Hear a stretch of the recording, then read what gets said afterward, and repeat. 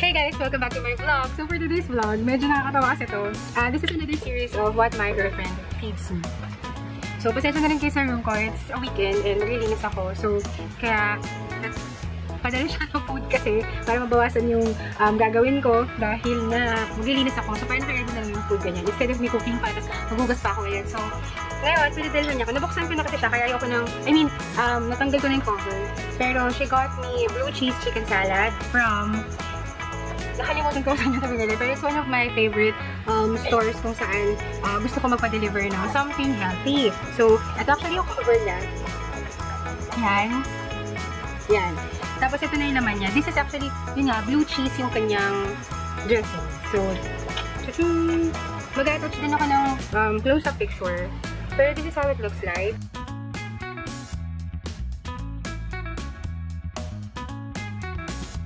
Yan siya. Actually, masarap siya, guys. Sobrang sarap. To be honest, sige, ito na. Ito-drizzle na natin yung papakita ko. So, ito yung dressing. So, ito dressing. I don't know about you guys, pero ang hilig ko talaga sa blue cheese. So, sama na? Kita ba?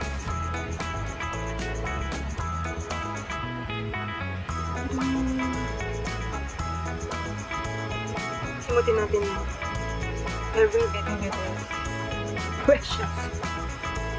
Yan. Favorite ko talaga ang blue cheese. Pati yung cheese na blue cheese. Pinapapak ko lang siya. Meron din silang wrap. Blue cheese chicken wrap.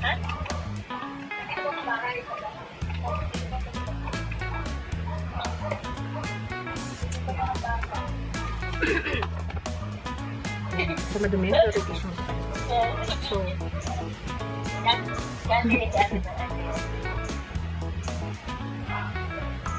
So, let's eat! Ayan ha! So, ayan na nga. So, bakit ka pinadala nito? Actually, for me sa weekend. Actually, alam mo, napansin ko ha. Pagka hindi kami okay, at hindi ako kakarating, pinapadala niya ako ng something. Ng food. Pero alam mo, feeling ko, kaya kong gawin to.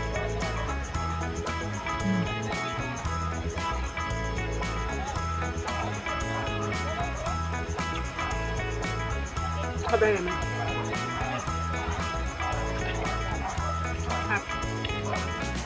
May chicken, may carrots, may lettuce, may pipino, tsaka tomato.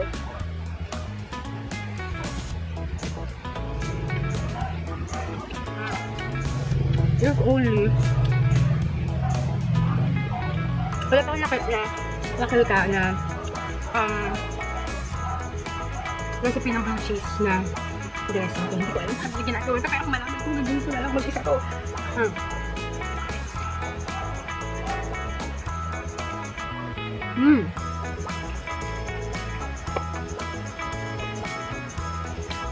Excuse me kung wala akong arte na ako kumaan.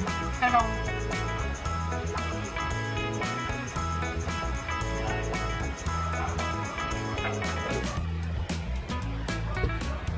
yum. This is a must try.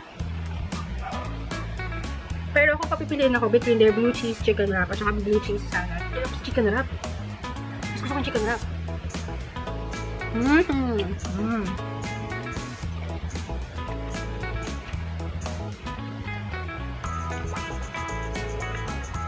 Hindi pala ata tomato, puro pipino pala.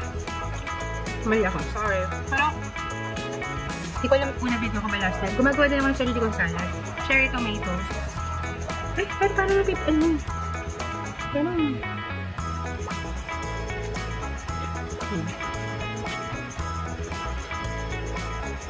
Sarap. Yung dami niya, I think pwede ko sa dalawa. Kasi, kaya pwede ko sa dalawa. Pwede ko, hindi ko alam kung ang serving is good for two, but I think this is pwede for dalawa. Pero, nasang bowl niya, ang akin lang. Kung mahilig ka na salad, I think this is enough for you. As one here. Pero, parang size niya lang siya, or parang appetizer ganyan. Good for two. I think, more than two pa. Ganun yung, for me ha, Kanya-kanya naman tayo ng opinion sa bagay-bagay. So, makababash lang ako. Pero this is actually lang. Wow.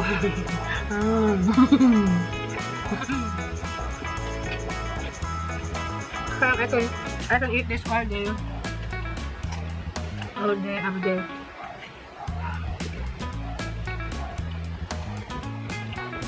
Pero din sa salad din na ginagawa ko.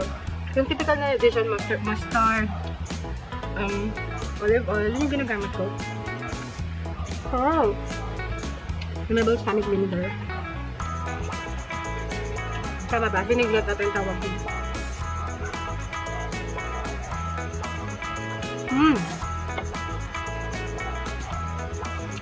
Bakit maglilipit ako sa baba ka? Ang daming kalati kitchen.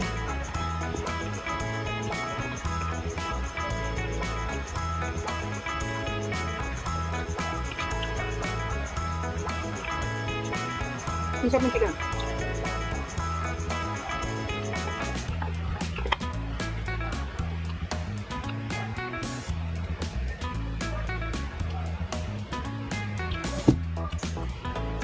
Don't forget to hydrate.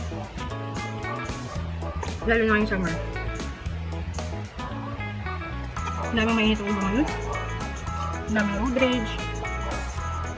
Daming hour. Okay, gano'n lang guys. Spray.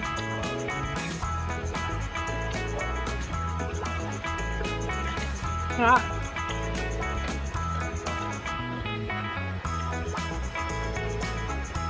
Hindi gawa ko. Nanonood.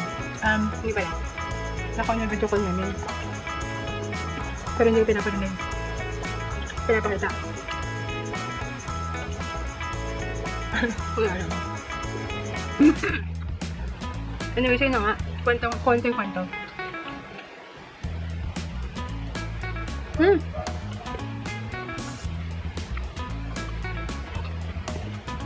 May konti kami misunderstanding. Sabi niya, bagayan niya ako sa pagkaan. So, nakabalik ko ngayon Kaya pag ako'y nanabata, alam niyo na, sabihin, I'm done. Ibig sabihin guys, dapat na naman sa akin. Hindi lang ako sa pagkaan.